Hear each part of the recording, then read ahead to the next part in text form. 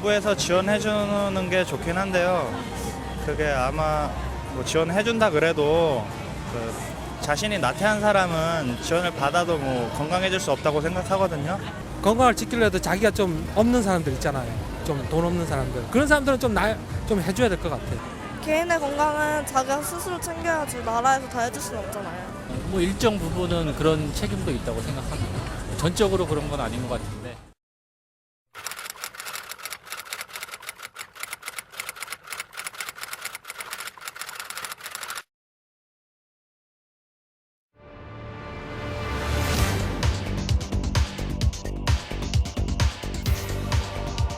헌법에서도 건강하게 살 권리를 보장한다. 하지만 개인이 사는 곳, 재산의 많고 적음, 직업 등에 따라 수많은 건강 불평등은 존재한다. 그동안 느끼지 못했던 건강 불평등과 그에 대한 해법을 찾아보자.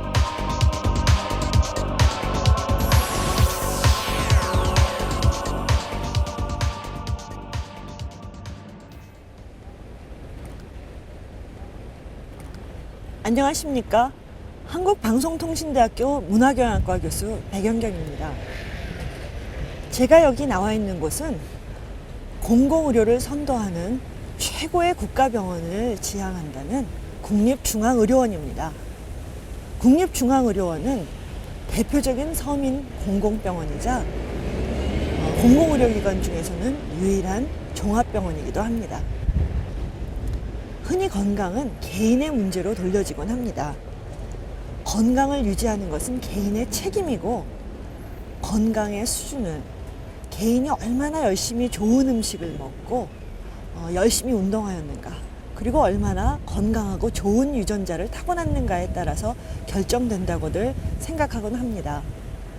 물론 아주 틀린 얘기는 아닌데요. 하지만 가난하고 직업이 없는 부모에게서 태어난 아이와 교육 수준이 높고 생활이 안정된 계층의 부모에게서 태어난 아이, 둘 중에서 누가 더 건강하게 오래 살 것 같으냐는 질문을 한다면 아마도 대부분의 사람들은 후자라고 대답할 것입니다. 바로 이렇게 건강은 자기 하기 나름이라고들 하면서도 차이를 당연시 여기는 우리의 시각에는 객관적인 실제적인 근거가 있습니다. 2011년 12월 한국의 의료 현실이 적나라하게 드러난 영화 하얀 정글이 개봉되었다. 저희 남편이 일하고 있는 그 의료 생협에서 돈 몇만 원이 없어서 이렇게 당뇨 치료를 못하는 분이 있었어요. 그래서 그분 이야기를 들었을 때 의료 소외계층, 사각지대의 문제를 좀 이렇게 부각시켜야겠다. 무슨 물건 찍어내는 것처럼 생각해서. 애기도 그렇고 나도 그렇고 불치병이라면 그거는 죽으란 얘기밖에 안 돼요. 고용주에서는 영화는 점차 약육강식의 정글이 되어가고 있는 한국 의료계의 현실을 적나라하게 보여준다. 의료시장에 내몰린 환자와 경쟁적 상황 속에서 고용주의 압력으로 갈등하는 의사들의 모습을 고스란히 담았다. 특히 죽음을 앞에 두고 돈이 없어 제대로 치료를 받지 못하는 이들은 의료 사각지대에 있었다. 이들을 이렇게 만든 것은 바로 가난이란 이름이었다.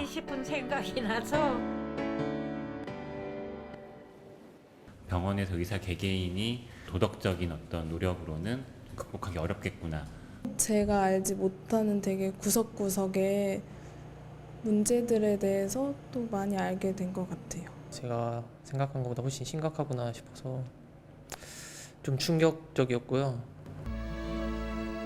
하얀 정글이 한국 의료의 현실을 담아냈다면 지난 2008년 마이클 무어 감독의 영화 시코는 세계 최강의 선진국이라 불리는 미국의 처참한 의료 현실을 세상에 알렸다. 결국 의료시장의 현실은 한국만의 문제가 아니었다. 돈이 없어 치료를 포기해야 하는 미국인의 고통을 보여줌으로써 건강 불평등의 심각성을 고발했다. 미국 제2의 도시 LA에서 무료 진료를 한다고 하니까 수천 명이 밤을 새면서 번호표를 받아갔습니다. 부자 나라 미국의 아이러니죠. LA 시내 한 무상 공원에 진료를 받기 위해 3천여 밤새 명이 줄을 서는 줄을 수천 명의 시민들. 무료 진료를 세계 받기 최강 위해 선진국이라 곳곳에 불리는 마련된 미국 도심 진료 한복판에서 장소 앞에서 벌어진 가난한 진풍경이었다. 환자들이 진찰과 치료를 받습니다. 건강이 지상 최대의 과제로 떠오르고 있는 웰빙 시대. 좋은 음식을 골라 먹고 운동을 통해 체력을 관리하고 정기적인 검진으로 병을 예방하는 것은 건강의 필수 조건이 되고 있다. 자기 관리를 열심히 하니까 건강하겠죠. 규칙적인 생활을 하고 운동 열심히 해서 그러지 않을까. 뭐 잘 먹고 뭐 적당한 운동도 하고 뭐 열심히 살고 있으니까 건강하다고 봅니다. 하지만 건강은 모든 사람에게 공평하게 주어지지 않는다. 누군가는 건강하게 살아가지만 또 누군가는 끊임없이 질병에 시달린다. 그것을 나누는 기준은 과연 무엇일까? 1980년 5월 영국 런던에서 연구 책임자인 더글라스 블랙의 이름을 따 블랙 보고서라는 제목이 붙은 책자 하나가 발간됐다. 무상의료제도가 국민 건강에 미친 영향을 파악하기 위해 작성된 이 책자가 영국 사회를 발칵 뒤집어 놓았다. 영국은 무상의료 제도임에도 불구하고 지난 30여 년간 건강 불평등이 계속해서 벌어져 왔다라는 것이 가장 주요한 내용이고요. 그리고 그것이 영국 사회에 가져다 충격이 엄청나게 컸었습니다. 왜 영국이 무상의료 제도를 실시하고 있었음에도 불구하고 영국 국민들의 사회계급 간 건강 불평등이 왜 이렇게 심한가라는 그러한 문제 제기를 거의 최초로 했던 보고서라고 할 수 있겠습니다. 블랙 보고서에 의하면 당시 영국의 비숙련 육체 노동자의 사망률은 전문가 집단의 2배, 두 집단의 자녀 사망률은 3배 이상의 격차를 보였고 그 간극은 시간이 갈수록 점점 더 벌어지고 있었다. 사실 건강과 사회 불평등이라는 부분들이 쉽게 이게 와닿지는 않으실 것 같지만은 실제 건강이라는 것은 여러 가지 사회적 현상들이 사람의 몸 또는 정신에서 체화되는 형태라고 하나의 결과라고 그렇게 생각을 하시면 좀 더 이해가 쉬우실 겁니다. 그래서 불평등이 심하게 되면 사람들이 생계가 상당히 어려워지고 그리고 그것으로 인해서 몸과 정신이 많이 악화가 되는 그러한 결과들이 결국 건강 불평등으로 이제 나타나게 되었다라는 것이고요. 하지만 국영의료제도에 더 많은 재원을 투입해야 한다는 보고서의 경고는 당시 긴축 재정을 표방했던 대처 정부에 의해 무시됐다. 사라질 뻔한 이 보고서는 영국의 대표적인 출판사가 전격적으로 출판을 감행하면서 세상의 모습을 드러냈다. 이후 프랑스, 스웨덴, 스페인 등 유럽 대륙 국가들에서 건강 불평등의 문제가 새로운 화두로 떠올랐다. 건강 불평등이라는 것은 이게 그러한 차이가 구조적이고 체계적으로 나타날 수 있고 또한 어떠한 대처나 노력을 통해서 해결이 가능한 불평등을 이야기를 합니다. 예컨대 남녀 간의 생물학적인 차이로 인한 수명 또는 건강의 차이 이런 것은 어떻게 해서 극복을 할 수가 있는 게 아닙니다. 뭐 제도를 통해서 하거나 돈을 많이 투입을 한다고 해서 극복을 할 수 있는 부분들이 아니고요. 이 건강 불평등은 그러한 차이가 상당히 피할 수 있으면서 제도적 노력을 통해서 해결 가능한 하지만은 그것이 사회적 또는 차별적인 문제로 인해서 나타나는 차이 이러한 경우를 우리가 통칭해서 건강 불평등이라고 그렇게 이야기를 합니다. 얼마 전 한 시사 주간지에 대한민국 건강지도라는 기획기사가 주목을 받았다. 전국 사망률 통계를 한반도 지도로 옮겨놓은 것이었다. 사망률 수준에 따라 색을 달리 칠한 대한민국 건강지도에는 사망률이 낮은 수도권과 일부 광역시는 초록빛이 감돌았지만 사망률이 높은 대부분 지방은 온통 노란색에서 젓갈색이었다. 전국 245개 시군구 가운데 표준화 사망률이 가장 높은 지역은 경남 창녕군, 강원 영월군 순이었고 가장 낮은 곳은 성남시 분당구와 서울 강남구, 서초구 순으로 그 격차는 2배 가까이 나타났다. 어디에 사는지가 수명을 좌우하는 현실. 왜 이런 차이가 발생한 걸까? 연구진은 지역 환경과 구성원의 사회 경제적 차이에 주목했다. 먼저 지역 박탈 지수를 비교했다. 지역 박탈 지수는 열악한 주거 환경과 높은 연령, 저학력, 낮은 사회계층 비율 등을 종합한 수치로 지역 박탈 지수가 낮을수록 사망률도 낮았다. 그리고 조기 사망자 수도 지역 박탈 지수가 낮을수록 낮게 나타났다. 흔히 부자 동네로 알려진 동네일수록 지역 박탈 지수가 낮고 그에 따라 표준화 사망률이 낮게 나타났다. 부자 동네에 살수록 더 오래 사는 셈이다. 서울 안에서도 서초구에 비해 강북구 주민이 표준화 사망률이 더 높게 나타났다. 부산 역시 경제적으로 낙후한 사상, 강서, 사하, 영도 등 서쪽 지역의 사망률이 대체로 높았고 도시한 농촌인 기장군의 사망률이 가장 높았다. 잘 사는 지역이 오래 사는 경향이 상당히 크죠. 그래서 그 지역의 사회적, 경제적인 상황과 또 그 지역에 사는 사람들의 건강 수준을 비교를 해보면 그 상관성이 아주 높습니다. 그런 사람들이 모여 있는 쪽의 지역은 여러 가지 환경적인 거나 아니면 공공 서비스라든지 이런 것들이 다른 지역에 비해서 훨씬 더 좋은 경우들이 많습니다. 그래서 건강하지 못한 여러 가지 환경들을 구의 예산을 통해서 해결하려고 하고, 그 다음에 적극적으로 또 빈곤층이 또 그쪽에는 적다 보니까 훨씬 더 많은 재원을 투입을 할 수가 있고, 또 주민들이 또 건강하게 살아갈 수 있도록 여러 가지 서비스들을 요구도 하고, 그렇기 때문에 그러한 어떤 개인의 노력으로 할 수는 없지만 그 지역 자체가 건강해지는 그런 경향들이 잘 사는 사람들 또는 중산층들이 모여 사는 지역일수록 그런 것이 훨씬 더 강하고요. 하지만 그렇지 않은 빈곤층이 밀집해서 있는 달동네 이런 쪽은 거기에 대해서 해결을 할 의욕도 없을 뿐더러 해결을 하고자 하는 노력, 예산도 충분하지가 않기 때문에 당연하게 그런 쪽에 사는 사람들은 건강하지 못한 환경에서 살아가는. 보건의료 자원의 규모도 지역 간 건강 격차가 나타나는 원인이 되고 있다. 인구 10만 명당 의사의 수를 비교해 본 결과 가장 높은 서울에 비해 대다수 지역의 의사 수가 절반 수준에 머물고 있는 것으로 나타났다. 학력의 차이도 건강을 결정하는 주요 잣대가 되고 있다.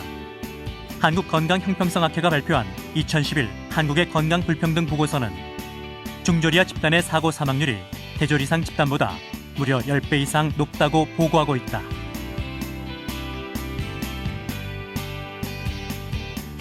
스스로 자신의 건강이 나쁘다고 생각하는 주관적 불건강 비율의 경우 소득 수준이 낮을수록 건강하지 못하다고 느끼는 것으로 나타났는데, 시간이 갈수록 그 차이는 점점 더 벌어지고 있다.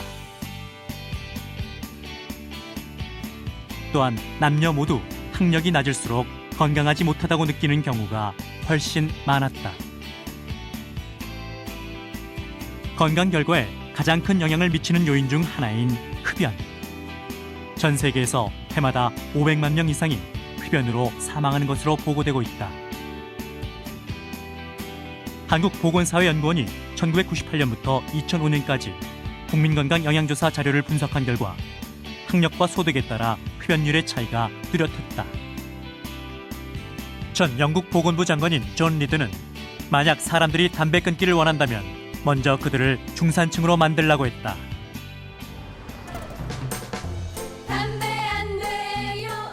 흡연에 대한 경각심이 대두되면서 금연 문화가 확산되고 있지만 금연을 결심하고 실행하는 것은 개인의 의지만으로는 불가능하다.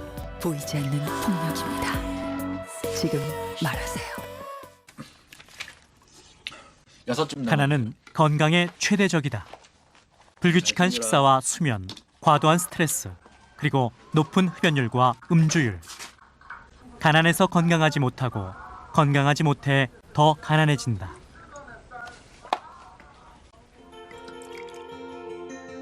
(1977년) 의료보험이 처음 도입된 이후 12년 만인 89년 모든 국민이 의료보험에 가입하는 전국민 의료보험 시대를 열었고, 현재 국민건강보험으로 통합되어 운영되고 있다. 하지만 의료기관에 대한 접근은 소득에 따라 차별된다. 연간 20일 정도 입원이 필요한 최하위 계층의 경우 정작 입원 일수는 12일 이하에 불과하다. 국회 보건복지위원회 소속 이혜주 의원의 조사에 의하면 소위 빅4라 불리는 대형 병원에서 치료를 받고 있는 암 환자의 절반 이상이 소득 수준 상위 20%의 고소득층이었다.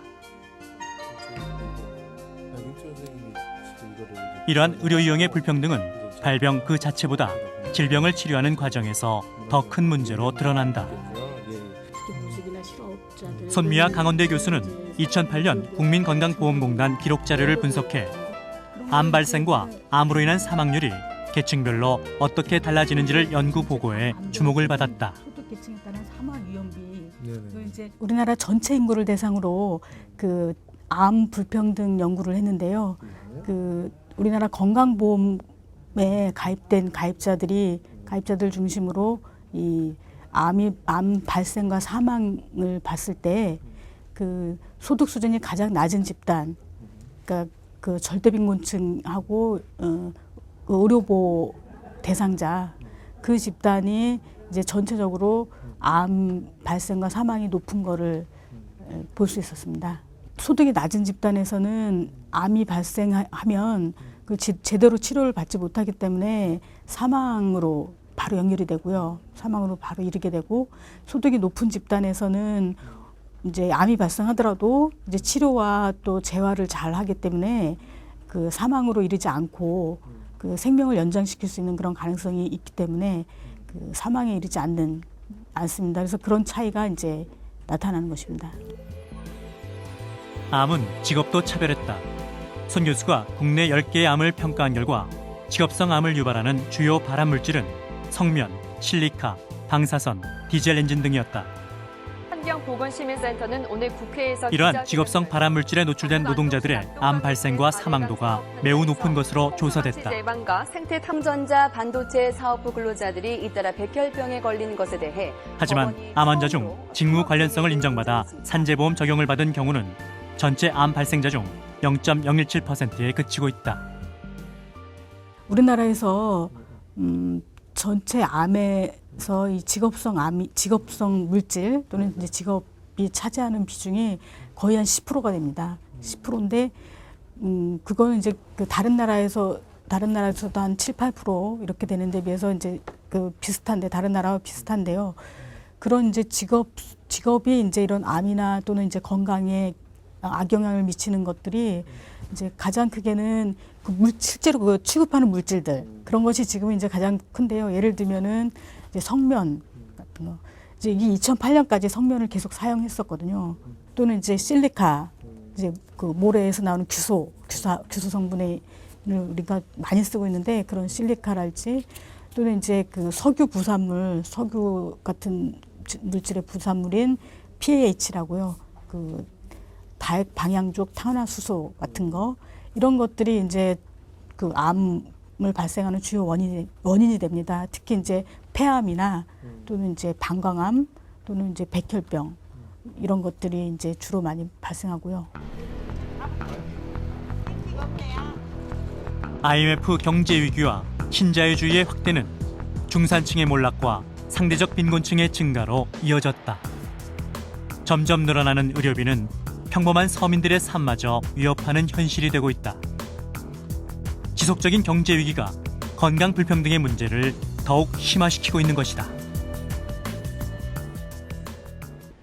건강 불평등에 대해 화두를 던진 영국의 블랙 보고서는 발간 당시 정부로부터는 외면을 받았지만 이후 수많은 연구와 정책 요구로 이어지는 성과를 남겼습니다. 그리고 1997년 노동당이 집권하게 되면서부터 건강 불평등은 중요한 국가적 어젠다로 자리 잡게 되었는데요. 이러한 변화의 노력은 애치슨 보고서로 구체화되었습니다. 이 애치슨 보고서는 영국이 건강 불평등을 해결하려면 우선 건강 영향 평가를 실시하여 각각의 공공정책이 건강과 건강 불평등에 어떠한 영향을 미치는지 파악해야 한다는 것, 그리고 건강 불평등을 해결하기 위한 정책의 우선순위를 산모와 아동 및 젊은 여성들의 건강 수준을 높이는 데 두어야 한다는 것, 이것을 강조하였습니다. 동시에 건강 불평등에 중요한 영향을 미치는 조세제도와 사회보장, 교육, 고용, 주거와 환경, 교통수단과 환경오염, 영양, 그리고 국영 의료 서비스 등 여러 영역에서 각 정부 부처들이 서로 협력하여 건강 불평등을 완화할 수 있는 정책을 수립하고 수행할 것을 권고하였는데요. 자, 그렇다면 건강 불평등 문제를 해결하기 위하여 우리는 무엇을 해야 할까요? 정부는 2003년, 2007년, 2011년 건강 불평등을 해소하기 위해 국민건강증진 종합계획 대책을 발표했다.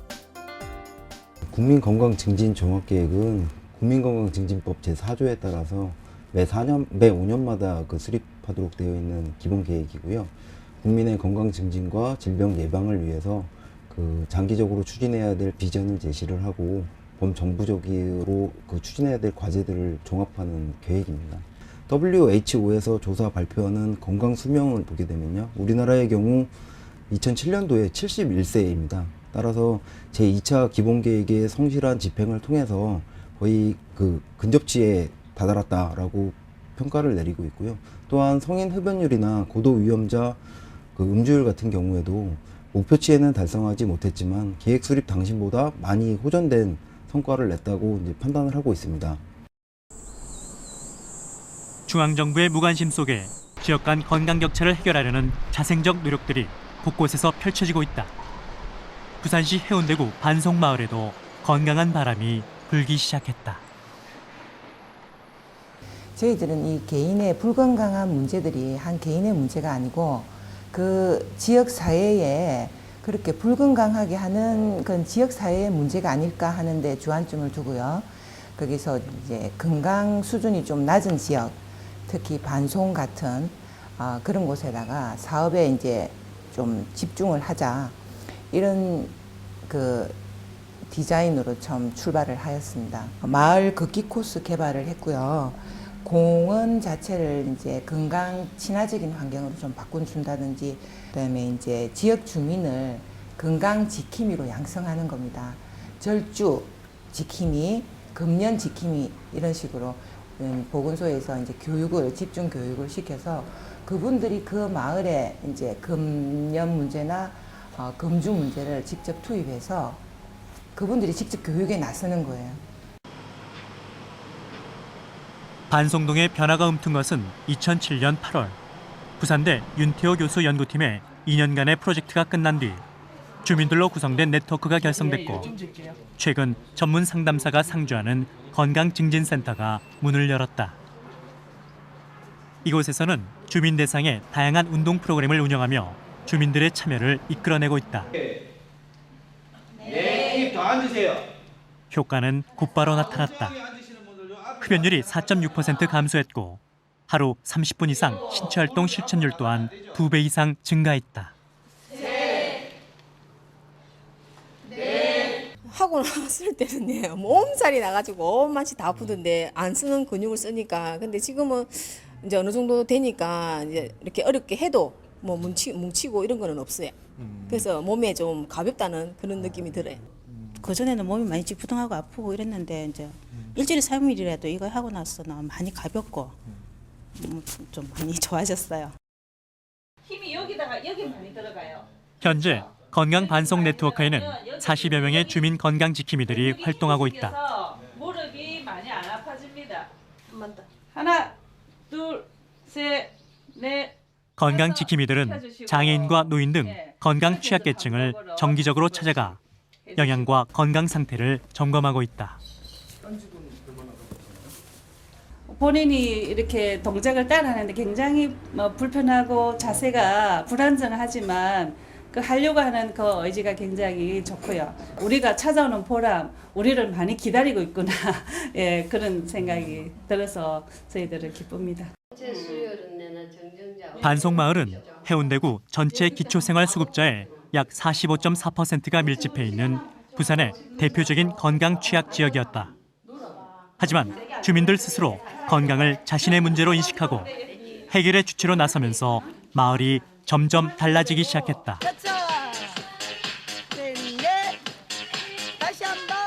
반송마을 사람들의 과감한 변화와 도전이 가난하고 병들었던 마을을 신바람 나는 건강마을로 만들고 있는 것이다.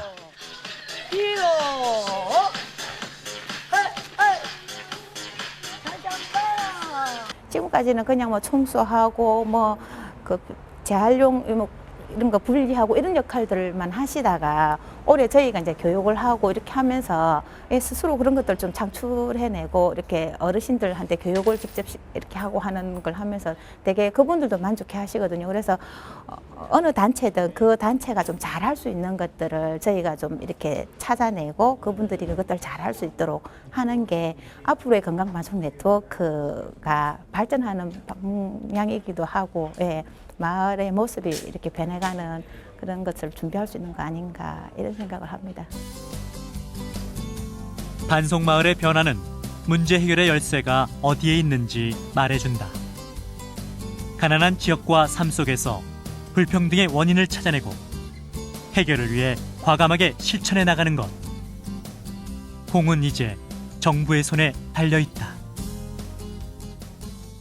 예컨대 한국에서 살아가는 한국의 국민들과 저 소말리아의 국민들은 완전히 다른 상황인 거잖아요. 그렇다면 그 소말리아에 사는 사람들 왜 건강하지 못할까라는 것은 그 국가에서의 상황이 그 개인을 그렇게 만든 거라는 거예요. 그런데 그 사람이 소말리아에 있던 사람이 한국에 와서 만약 산다면 소말리아에서 살아가는 사람들의 건강보다는 훨씬 더 좋은 수준으로 살아갈 수가 있겠죠. 그만큼 한 사회 또는 국가가 개인에게 건강에 미치는 영향은 실로 막대한 겁니다. 우리가 생각했던 것보다 훨씬 더 막대한 영향, 훨씬 더 큰 영향을 미치기 때문에 그것이 결국에는 건강은 개인의 문제로 개인에게 나타나는 것이지만 사회적 현상의 결과물이다라고 제가 말씀을 드릴 수가 있고, 따라서 사회적 현상의 결과물이기 때문에 사회적으로 노력을 통해서 해결을 충분하게 할 수 있다. 얼마 전 한 시민단체에서 열린 포럼의 주제는 가난한 이들의 건강권이었다. 하지만 건강을 권리로 바라보는 일은 우리 사회에서 익숙한 장면은 아니다.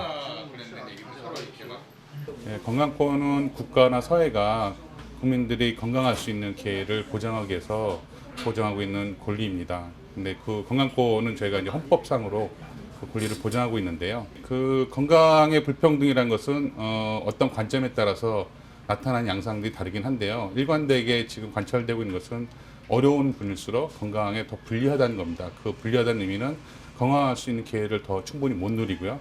더 건강 수준이 나쁘다는 것을 의미합니다. 우리가 겪어왔던 것보다 이날 포럼에서는 가난한 이들의 건강권을 지키기 위해 시민운동이 무엇을 해야 하는가에 대해 토론이 벌어졌다.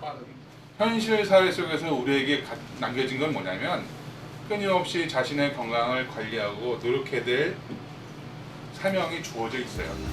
그럼 사회는 당연히 건강의 격차가 나타나는 이유는 단지 경제적 요인만은 아니었다. 생활 조건, 고용 및 노동 조건, 교육, 그리고 문화적 요인 등 건강을 둘러싸고 평등을 가로막는 다양한 원인들이 서로 긴밀하게 얽혀 있었다. 개인의 의지와 노력만으로 건강 불평등의 문제를 해결하기 어려운 이유는 그 때문이었다.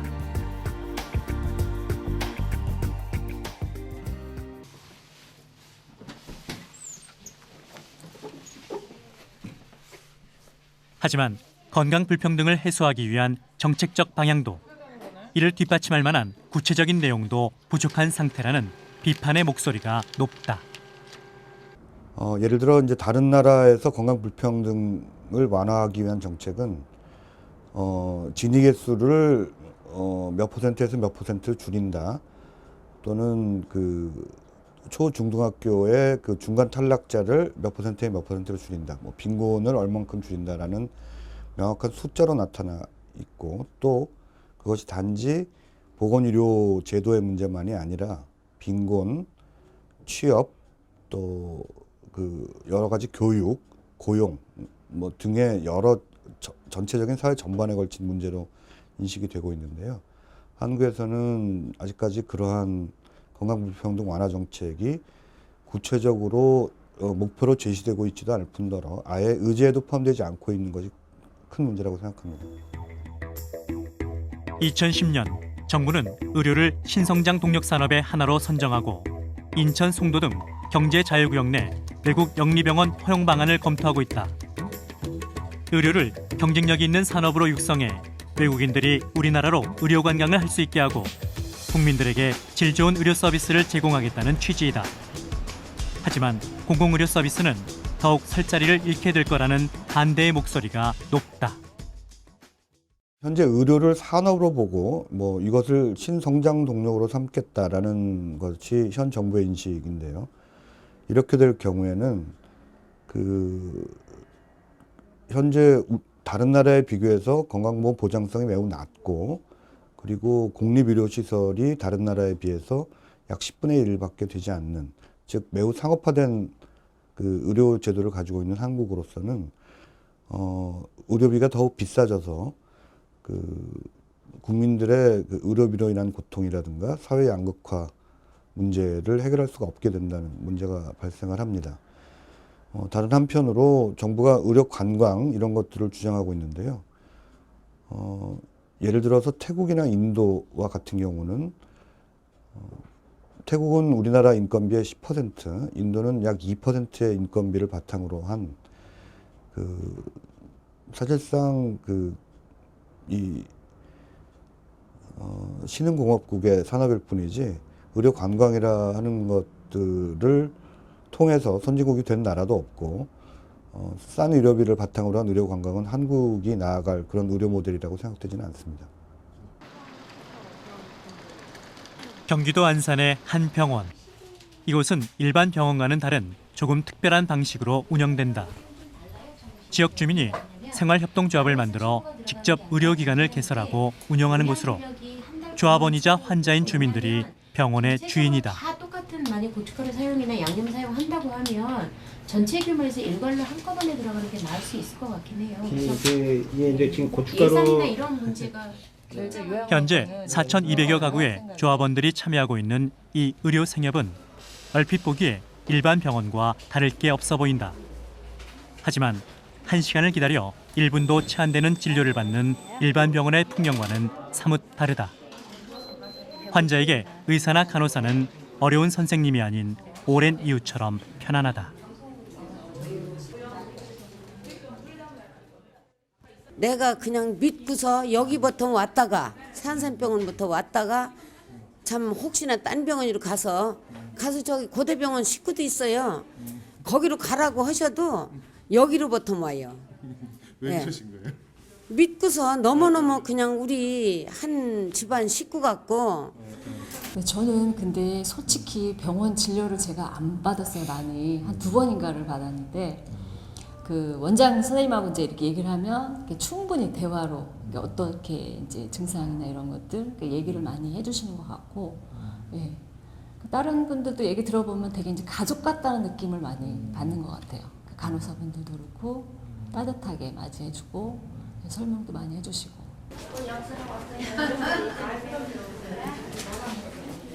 진료실로 환자가 들어가면 그때부터 진료 시간은 기약이 없다. 특별히 불편한 거는 없으시고요? 등이 아픈데 왜 그러죠? 등이? 요새 갑자기 아픈. 증상을 꼼꼼히 묻고 기록하길 10여 분. 아픈 원인을 찾기 위해 평소 생활 습관까지 꼼꼼히 체크하며 건강 상담을 받는다. 부를 때 어때요? 아프세요? 하지만 약은 최소한으로 처방한다. 일상생활에서 지켜야 할 행동 처방전도 함께 내준다. 일단 조금 더 가까운 거리에서 이렇게 접근하는 것 같다라는 생각이 들거든요. 이게 조금 더 관심을 가져주고 조합원님들도 자기 병원이다 이렇게 생각하시니까 그 병원에 대해서 조금 더 관심을 가져주고 이렇게 상호 관심이 더 있다 보니까 다른 병원에서는 이 환자 마음에 안 들면 떠나가지 뭐 이런 생각인데 저희는 조합원님이 뭐 이렇게 불만이 있다면 그 불만을 최대한 해결해 드릴 수 있도록 노력하고 조합원님도 저희한테 불만이 있다면 저희한테 말씀을 해 주셔서 서로 이렇게 그 좋은 그 의료가 될 수 있도록 이렇게 서로 협조해 주시는 그런 상황인 거예요. 치료비가 많이 드는 치과의 경우 원장과 조합원 대표 등이 참여하는 경영위원회에서 재료비를 결정하기 때문에 환자들의 신뢰도가 높다. 한의원에서는 일주일에 하루 거동이 불편한 환자의 집으로 왕진도 간다. 수익성을 따지지 않는 의료 서비스를 직접 실현하기 위해서이다. 병원 옥상에는 텃밭을 꾸며 조합원들끼리 작물을 심고 서로 나누어 먹는다. 자연스럽게 생활 속에서 건강을 지키는 법을 배우는 셈이다. 노인요양원에는 지역 주민들이 자원봉사자로 참여하고 있다. 참여자가 늘어나면서 집으로 찾아가는 노인 돌보미 서비스 등으로 활동의 폭을 넓혀가고 있는 중이다. 단순히 병원만 이용하던 주민들도 무료 요가 강습 등 다양한 소모임을 통해 주민 모두가 건강하게 살아갈 수 있는 방법을 함께 모색하고 있다.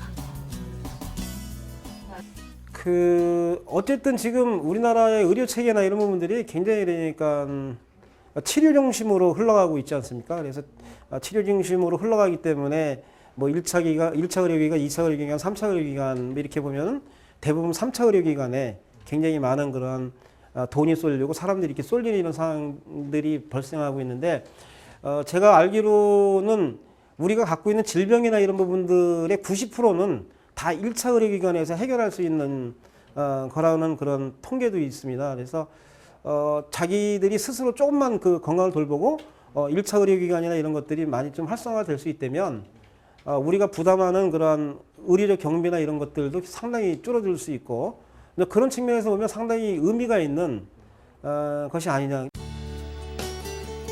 의료 현장이 더 이상 하얀 정글이 되지 않도록 의사와 환자가 함께 건강을 고민하고 실천하는 그곳에서 작은 변화의 바람이 불기 시작했다. 2002년에 국민건강증진 종합계획이 만들어지면서 두 가지 목표를 제시를 했었습니다. 하나는 건강 수명을 향상시키는 거고요. 또 다른 하나는 건강 형평성을 제고를 하는 것입니다. 그런데 건강 형평성의 제고 상당히 중요한 목표로 인식을 하고는 있었죠, 정부에서도. 그런데 그 실행 계획이 전혀 없었다는 게 가장 중요합니다. 그러니까 아젠다화가 되었다, 정말 아젠다화, 국가적 아젠다라고 생각을 했으면 그 구체적인 실행 계획이 뒤따라야 되는 거죠. 그런데 한국은 그 구체적인 실행 계획이 거의 전무하다시피 한 것이 사실이었고요. 하지만 보건 분야, 보건의료 분야에서는 건강불평등이 계속해서 이야기는 되고 있습니다. 해결이 돼야 된다고 하는데 그래서 국가적 수준은 아직까지 아니지만은 지방정부 수준에서는 이를 해결하고자 하는 노력들이 나름대로 되고 있죠.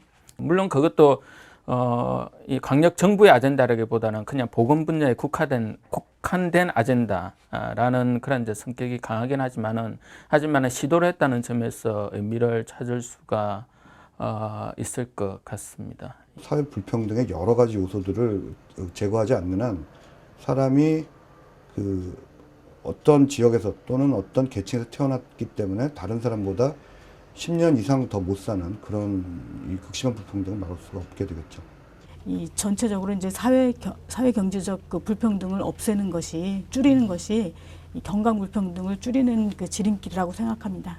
의료는 산업이 될 수도 있지만 산업만은 아니라는 겁니다. 그래서 의료는 1차적으로는 우리 국민들에게 복지로서, 복지의 시각으로서 접근이 되고 체계가 잡혀가야 된다고 생각을 하고요. 그래서 의료는 국민들에게 복지로서 제공이 돼야 된다. 이게 한마디로 이렇게 말하면 되겠습니다. 그렇게. 누군가 가난하다는 이유로 병들고 죽어가는 상황이 방치되고 있다면 우리는 누구도 건강하게 살고 있다 말할 수 없을 것이다. 개인적 수준으로는 극복하기 어려운 사회 구조적 요인 때문에 병들고 죽어가는 상황을 줄이려는 사회적 노력이 필요하다. 건강 불평등은 이제 우리 사회의 통합과 균형을 가늠하는 바로미터인 것이다. 내 건강은 내가 책임지면 되고 아픈 것은 운명 탓이거나 개인의 관리 소홀로 여기는 시각으로는 거주 지역이나 직종에 따라서 그리고 인종이나 성별에 따라서 건강 수준에도 차이가 생기고 기대 수명에도 차이가 생기는 현실 문제를 설명할 수도 해결할 수도 없습니다. 건강 수준을 결정하는 데는 개인이 타고난 신체적 조건 못지않게 소득 수준이나 직업, 성, 인종 등 다양한 사회적 요인이 관련된다는 사실을 직시하는 것. 바로 그것이 모두가 함께 건강하게 살아갈 수 있는 사회를 만들기 위한 대안 마련의 시발점이 된다고 할 텐데요. 건강을 개인의 문제가 아니라 한 사회가 연대의 정신을 가지고 함께 풀어가야 할 공통의 문제로 바라보는 것. 그것이 오늘 강의의 핵심이라고 하겠습니다. 그렇기 때문에 단지 병원 하나의 축소 이전을 막아내느냐 여부를 넘어서 우리 사회의 공공의료 서비스를 질적으로 그리고 양적으로 확보하는 것. 그리하여 적어도 기본적인 의료의 영역에서는 사회경제적인 차이가 곧바로 건강의 격차로 이어지지 않도록 노력하는 것. 그것이 바로 우리의 과제입니다.